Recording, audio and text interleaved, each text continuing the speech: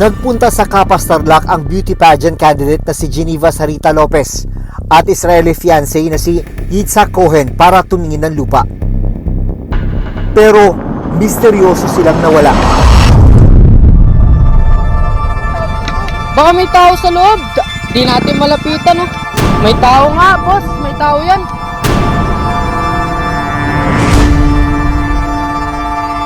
Makalipas ang 2 linggo, 2 bangkay ang natagpuang nakalibing sa isang quarry site sa Barangay Santa Lucia, Kapas Tarlac. Kalaunan, nakumpirmang ang mga nahukay ang nawawalang magkasintahang sina Yitzhak at Geneva. May mga tama ng bala sa katawan ng mga biktima. Paano ito sinapit ng dalawa? Oktubre ng nakarang taon, iniulat din ang pagkawala ng isang beauty pageant candidate na si Catherine Camilon. Makalipas ang 9 na buwan, hindi pa rin siya natatagpuan. Ang 2 kasong ito, mga pulis ang itinuturong sangkot sa krimen. Dating nanumpa na proteksyonan, tapos ito ngayon pumapatay. Importante talaga rito na yung mechanism na pag-filter out ng scalawags, dahil these people are the ones who give a bad name to the Philippine National Police. Paano mareresolba ang mga kasong ito kung mismong mga tagapagpatupad ng batas ang sinasabing nasa likod nito?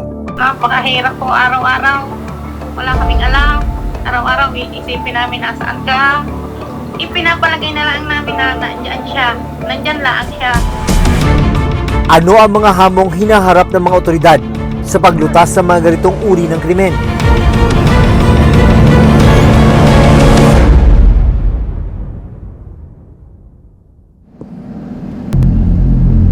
June 21, 2024, umalis sa Angeles City, Pampanga ang magkasintahang Geneva Sarita Lopez, 26 years old, at ang Israeli national na si Yitzhak Cohen, 37 years old.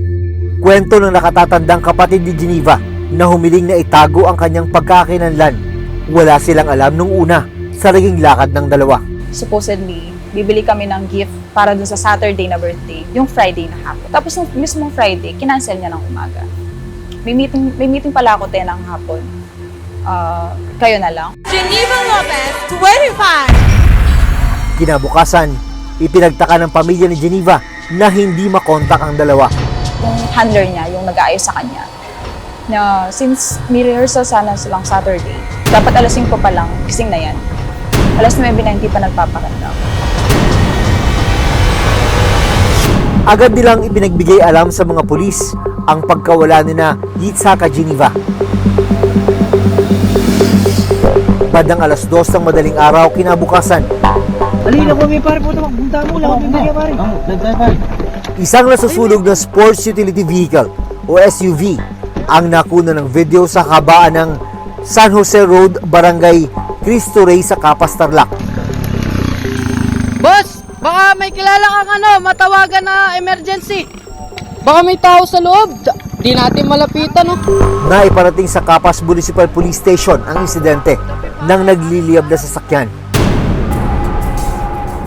So, nung pinaka-assess na po itong SUV, ay doon po natagpuan yung ilang mga dokumento at saka mga ID na may pangalan po si Geneva na nagkukumpirma po na ito po yung mga sasakyan ng biktima pero wala po sila doon. Hindi po sa kanila yung sasakyan, ma'am, parang nirentahan lang po nila.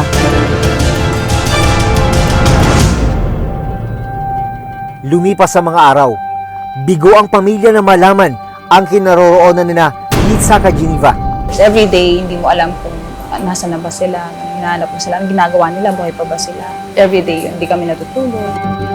Ayon sa Philippine National Police o PNP, nagsagawa sila ng backtracking sa mga lugar na pinuntahan ni na Geneva bago natagpo ang nasusunog ang nirentahan nilang sasakyan sa Kapas Tarlac. Nag-backtracking po tayo ng mga CCTV mula po nung umalis po yung mga biktima mula po doon sa Angeles City at sa mga posibleng dinaanan nila papunta po doon sa Kapas Tarlac. June 27, nag-alok na ng pabuyang 250,000 pesos ang pamilya ni Yitzhak sa sinumang makapagbibigay ng impormasyon sa kinaroroonan ng dalawa. Makalipas ang 1 linggong pagkawala ng mga biktima, bumuo ang PNP ng Special Committee para tutukan ng kaso. July 1, 2024, isa pang inabandonang sasakyan ang natagpuan ng Capas Municipal Police sa barangay Tibag, Tarlac City. Sabi ng PNP, lumantad rin ang nagpakilalang property agent o middleman na nag-assist kina Geneva sa paghahanap ng lupa. Itong mismong kinatagpo na middleman ay pumunta po sa station at nagbigay po ng salaysay na kinukumpirma po niya na kinita po niya itong si Geneva at si Ishak at may pinuntahan daw po silang lupa. Nalaman ng PNP ng middleman na si Michael Giyang, dating pulis sa Angeles City, Pampanga. Yung middleman na kinatagpo po ni Miss Geneva at saka ni Ishak na ito yung sinasabi natin na dating pulis na naawol po noong 2020. Sa ibinigay na pahayag ng middleman sa mga pulis, alas 2 ng hapon ng June 21, tinagpo niya sina Geneva at Ishak sa harapan ng isang gasoline station sa barangay Cristo Rey, Capas, Tarlac. Dagdag ng middleman, bumiyahe siya kasama sina Geneva at Ishak papuntang Armenia Village para silipin ang lupang planong bilhin ni Geneva. According to him, pagkatapos nilang puntahan yung lupa ay naghiwalay rin sila at may iba siyang pinuntahan at hindi niya na alam kung saan nagpunta yung dalawa. Pinuntahan ng Reporter's Notebook ang nasabing gasolinahan. Sabi po ng mga polis, dito yung meet up nung mga victim at saka nung middleman. Kaso personally, hindi ko po sila nakita. Marami dito kasi na when it comes to bilihan ng lupa, ganon, ng mga transactions, dito talaga maraming nagmi-meet up dito. May mga closed-circuit television o CCTV camera ang nasabing gasolinahan. Ang problema, hindi raw gumagana ang mga ito. Kasi nung malakas yung bagyo nun, yung mga parang CPU, nung recording nung CCTV namin, nabasa doon sa may loob doon, nasira. Unfortunately, hindi sila umaandar ngayon. Sabi ng PNP, malaking tulong sana sa investigasyon kung nakuha na ng CCTV ang mga huling sandali bago nawala sina Geneva. Ang problema nga natin na napakalaki sana ng maitutulong ma'am ng mga CCTV cameras na yon para ma-establish natin kung sino-sino ang mga sasakyan ang nagpark doon, pagbaba ng mga tao, ma-identify natin, pati yung mga plaka ng sasakyan, ma-establish natin yung timeline kung anong oras sila nandun. Sa pag-ikot ng Reporter's Notebook, nalaman naming mahigit 1 kilometro lang ang layo ng gasolinahan sa lugar kung saan nakunang nag-aapoy ang SUV na sinakyan ng mga biktima. Sa patuloy na investigasyon ng mga pulis, 7 ang itinuturing nilang persons of interest sa pagkawala nila Geneva at Ishak. Kalaunan, lumantad at nakipagtulungan ang isa sa kanila na kinilalang si alias Junjun. Nung kinausap nila itong si alias Junjun ay nagsabi na nakukonsensya na siya at makikipagtulungan siya sa pulis at sumuko siya. At nilahad niya sa SITG, sa kapulisan, yung nalalaman niya. Ayon sa PNP, batay sa salaysay ni alias Junjun, isang kumpare niya na naghahanap umano ng mekaniko ang lumapit daw sa kanya noong June 21. Kasi itong ating witness ay mekaniko ng heavy equipment ng mga sasakyan. So yun yung sabi sa kanya, so sumama siya. Pero pagdating niya sa lugar, nakita raw niya sa sasakyang pinapamaneho sa kanya ang katawan ng 2 tao. It turned out na itong sinasabing POI ay pinag-drive siya ng sasakyan. Ang pinag-drive sa kanyang sasakyan ay yung sasakyan ng mga biktima. Pagsakay niya dun sa sasakyan, ang sinasabi niya, this is based dun sa kanyang kwento, ay nandun na yung 2 tao na patay. Nasa may passenger seat ng malapit sa katabi ng driver, yung babae, at yung nasa likod ay lalaki, although hindi niya kilala. Batay pa rin sa salaysay ni alias Junjun, siya ang nagmamaneho ng sasakyan ng mga biktima. Nasa unahan nila ang isa pang sasakyan kung saan nandoon ang mga sospek sa krimen. Dahil ang pangako sa kanya ay huwag siyang magsalita, babayaran siya ng 50,000. So from there, sumunod siya dun sa sasakyan at pumunta nga sila dito sa quarry site, dyan sa barangay Santa Lucia, Capas, Tarlac. Nang makarating sa quarry site, sabi ni alias Junjun, doon na inilibing ang 2 biktima.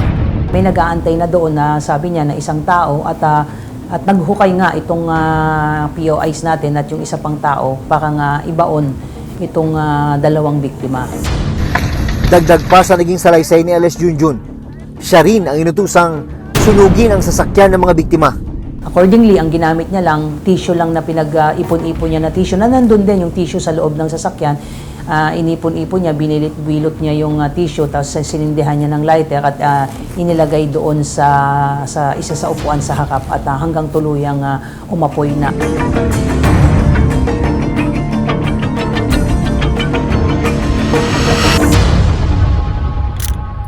July 4, 2024, sinalakay ng mga otoridad ang bahay ng middleman na huling kinatagpo ni na Geneva. Sa bisa ng search warrant, hinalughog nila ang bahay at nakuhanan siya ng baril at granada. Dahil sa mga impormasyong isiniwalat ni Alice Junjun, natunto ng mga pulis ang kinaroroonan ng magnobyong Geneva at Itzhak. Umaga ng July 6, nahukay ang kanilang mga katawan sa isang quarry site sa Barangay Santa Lucia, Capas, Tarlac.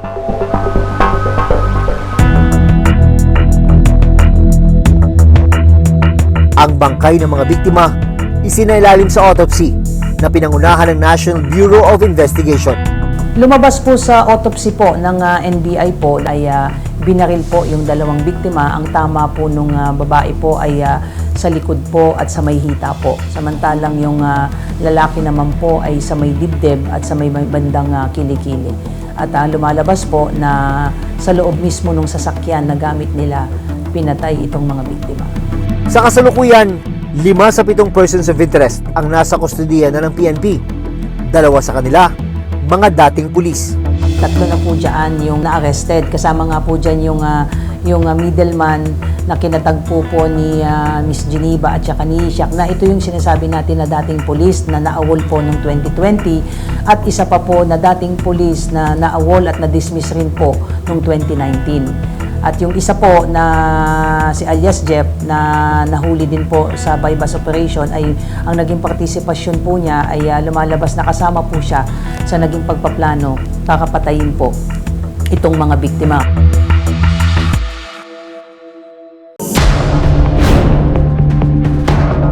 Sabi ng PNP, planado ang ginawang pagpatay kina Itzhak at Geneva. Land dispute ang lumalabas na motibo sa nangyaring krimen. Inentice talaga nitong si middleman na pumunta noong June 21. It appears, ma'am, na itong si middleman ay nakapagsanla ng lupa dito kay Geneva at it appears na mukhang hindi nabayaran itong si middleman yung kanyang utang, kaya kinukuha niya na yung lupang collateral na isinanla nitong si middleman. Subalit parang ayaw ibigay yung lupa. Sinampahan ng reklamong 2 counts of murder ang mga suspect. Nagpapatuloy ang investigasyon ng mga pulis. Ginagawa na ng pulis ang lahat para masolusyon po para makita talaga ang mga taong guilty po rito sa kasong ito.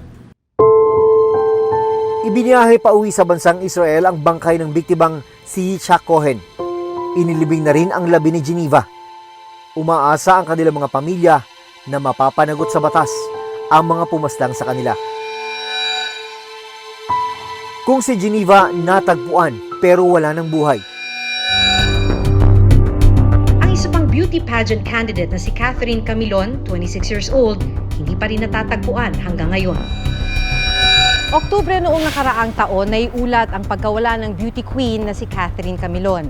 Makalipas ang 9 na buwan, hindi pa rin natutunton ang kanyang kinaroroonan. Sa naging investigasyon ng mga pulis, October 12, 2023, umalis sa bahay sa Tuwi, Batangas si Catherine gamit ang kanyang sasakyan. Ang paalam ni Catherine sa kanyang inang si Rosario, may taong kikitain lang daw ang anak sa Batangas City. Pero lumipas ang mahigit 24 oras, hindi na raw nakabalik si Catherine. Agad na idinulog noon ni Rosario sa mga pulis ang pagkawala ni Catherine. Sa ginawang backtracking ng Tuwi Municipal Police, nahagip ng CCTV camera si Catherine habang naglalakad sa isang mall sa Lemery, Batangas. Pero hindi na nakuhanan ng camera ang kanyang sumunod na pinuntahan. Unang linggo ng Nobyembre 2023, 2 saksi ang lumutang at nagsabing nakita nila ang dugo ang katawan ni Catherine na inililipat daw ng 3 lalaki mula sa kanyang sasakyan papunta sa isa pang SUV. November 8, 2023, ang itinurong sasakyan na pinaglipatan ng katawan ni Catherine natagpo ang inabandona sa isang bakanteng lote sa barangay Dumuklay, Batangas City. So nung pinakases po yun ng SOCO ay may mga na-recover po doon na mga hair strands, pati po na mga dugo po sa isang sponge po. So nung kinuha po to, pinakases po, sinuwab po yan at ikinumpara po at kinuhanan din po ng DNA pa specimen po yung mga magulang at nagmatch po. Hindi nagtagal, isang pulis ang tinukoy na sangkot di umano sa pagkawala ng biktima. Kinilala siyang si Police Major Alan De Castro, dating hepe ng Lipas City, Batangas. Si De Castro, karelasyon daw ni Catherine. Ano ho bang relationship niya dun sa suspect? Naging boyfriend niya na hindi naman niya ipinaalam sa amin. Bakit ho siya sasaktan ng kanyang boyfriend? Nagsumbong yung anak namin ipinaalam doon sa asawa dahil may asawa po yung suspect na may babae na may ibang relasyon. Yun ho, siguro baka yun ho ang isang dahilan. November 2023, sinampahan ng kasong kidnapping at illegal detention ng pulis, kanyang bodyguard at 2 pang hindi nakikilalang lalaki. Kalaunan, na-dismiss ang mga kaso laban sa mga ito dahil daw sa kakulangan ng ebidensya. Paano po kayo nakapag-react noon? Masyado ho kaming na-dismiss sa naging resulta ho ng aming ikinaso. Pero satisfied po ba kayo sa ginawang investigasyon sa kaso ng anak ninyo? Kami ho ay patuloy na naasa at nagtitiwala ho doon sa mga taong alam namin na kami ho ay tinutulungan at tutulungan ho sa aming problema. Makalipas ang 9 na buwan, hindi pa rin nawawala ng pag-asa sina Rosario na makikitang buhay ang kanilang anak. Hindi ko pa naman ho isinasa puso't isip na siya iwala na at hindi pa naman ho namin siya nakikita Saan po kayo kumakapit? Wala po. Panginoon Diyos ho talagang nahingi ng awa. Dasal, tiwala at kami hong pamilya. Sabi ko ho sa amin, kailangan namin maging matatag. Ang mahirap po is the not knowing, Napakahirap po araw-araw. Wala kaming alam. Araw-araw iisipin namin nasaan ka. Ipinapalagay na lang namin na nandyan siya. Nandyan lang siya. Itinanong namin sa tagapagsalita ng PNP kung ano ang update sa kaso ni Catherine. Itong ginawang pagpatay, kung hindi man planado, naging malinis yung ginawa nilang krimen. Pero naniniwala tayo, ma'am, na sabi nga nila walang krimen na hindi natutuklasan. Nakaapekto raw sa kaso na wala silang natatagpo ang katawan ng biktima. Maliban nga dito sa scarcity ng witnesses, ay wala talaga tayong corpus delicti na sinasabi yung body of the crime. Kaya nga ang sinampalang muna nating kaso, ma'am, serious illegal detention at saka kidnapping kasi wala tayong katawan na masasabi na talagang pinagplanuhan. Malaking hamon rin ang kawalan ng saksi sa tunay na sinapit ni Catherine. Kapag wala tayong makuwang witness na makakapagbigay sa atin ng lead kung saan-saan pumunta itong ating mga hinahanap, yung ating mga suspects din. Pananaw ng presidente ng Volunteers Against Crime and Corruption o VACC. Yung collection of hard pieces of evidence medyo mabagal, kulang-kulang. When it comes to forensic, limited also yung human resource o mga expert natin. Kailangan may support pa rin from the national government or other agencies. Pagbili, pag-acquire ng mga scientific, mga high technical devices. Yung witness protection program should be amended, revised into a stronger law. This is a call for the PNP leadership na palakasin nila talaga yung anti-crime initiatives nila, anti-crime prevention, at yung crime solution. Maaaring may lapses. May mga pagkakataon na may mga, yun ang isa sinasabi na yung may mga particular tayong kinaso, bakit may mga lapses tayong napupuna. At yun naman, ma'am, ay hindi isinasantabi ng PNP, hindi yun pinagwawalang bahala. Na mananagot talaga ang dapat mananagot dito. Susunod, Dating nanumpa na proteksyonan. Tapos ito ngayon pumapatay. Importante talaga rito na yung mechanism na pag-filter out ng scalawags.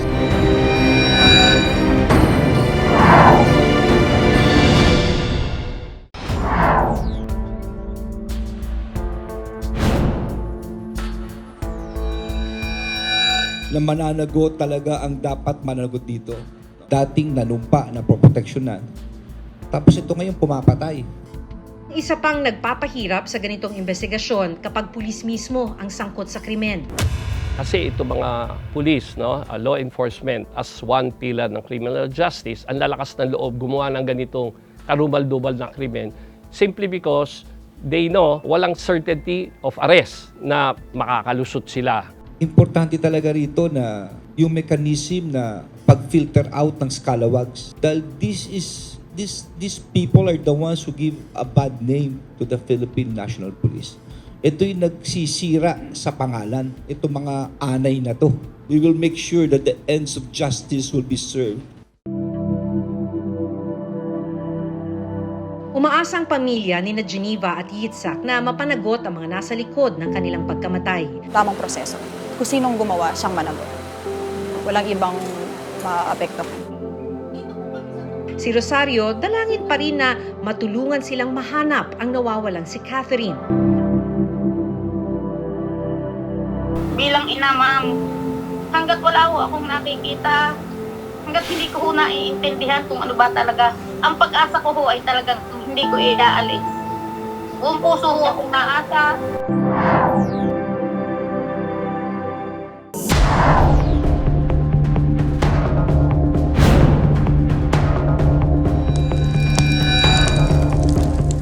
Ang nakababahala sa dalawang kasong ito, pulis at mga dating pulis ang di umano'y nasa likod.